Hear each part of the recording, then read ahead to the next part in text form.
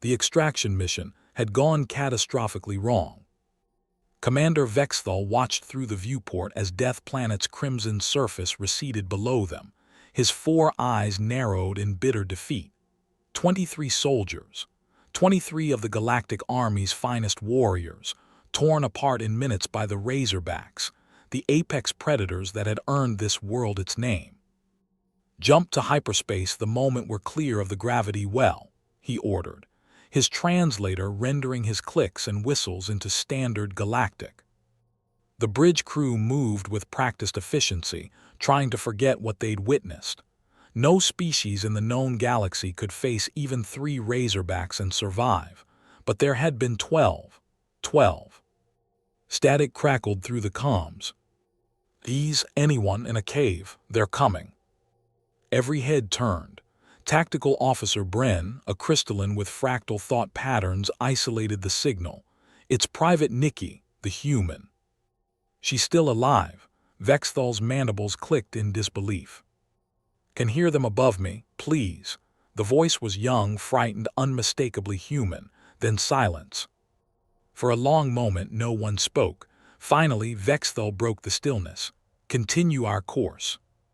"Commander," Bren's crystalline form pulsed with confusion. "You heard the signal. She's in a cave with Razorbacks closing in. We lost 23 soldiers, trained warriors from a dozen species. What chance does one human have?"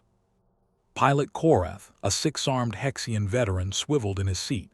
"Sir, regulations state." "Regulations assume the soldier has a chance of survival." Vexthal's voice cracked like breaking ice. "Humans are. They're primitive, Korath. No natural weapons, no armor plating, no venom, no telepathy. They've only been space-faring for 2 centuries. She's already dead." "We don't know that," Bren said quietly. "Don't we?" Vexthal gestured at the tactical display. "Look at the species we lost down there. Korath's people have been soldiers for 10,000 years. The Vrex twins had reflexes that could see through time. Humans. They're the newest species in the Galactic Army, the weakest. We take them out of charity, not capability." The silence that followed was damning. "We'll return with a full battalion," Vexthal continued, softer now. "Recover all the bodies. Give them proper honors, including the humans." Nobody met his eyes as the ship jumped to hyperspace. 3 cycles later, they returned. The battalion dropships descended in formation, weapons hot, scanners sweeping for Razorback signatures. They found none. The creatures had vanished as if the planet itself had swallowed them. Vexthal led the ground team personally, unable to shake the weight of his decision. The cave where Nikki's signal had originated wasn't hard to find. Their sensors had logged the coordinates.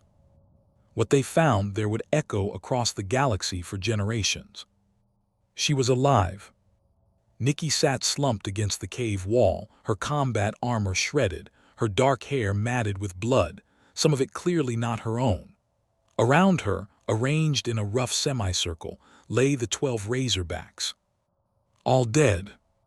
The creatures were massive, each one the size of a small vehicle, their razor-edged carapaces still gleaming in the dim light. Their armor plating could deflect plasma fire. Their claws could shear through reinforced steel.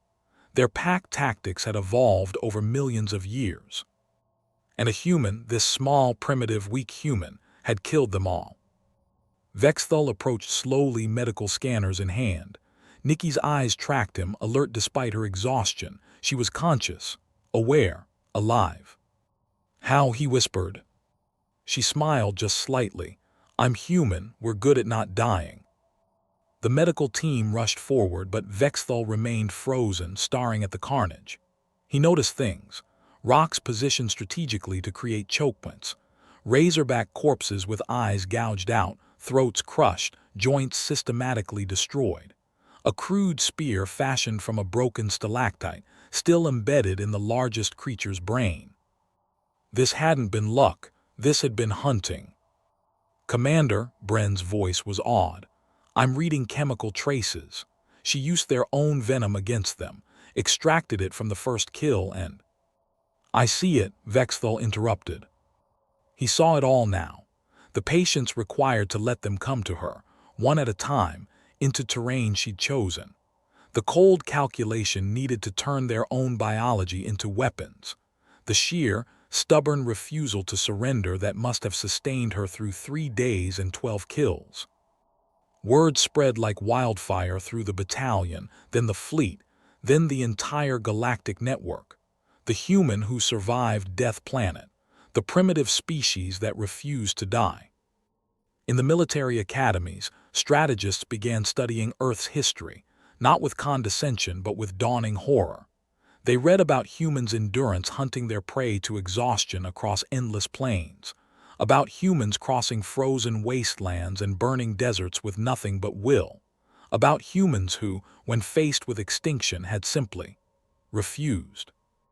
They learned that humans had evolved not as the strongest or fastest or most specialized, but as the most adaptable, the most stubbornly, irrationally persistent.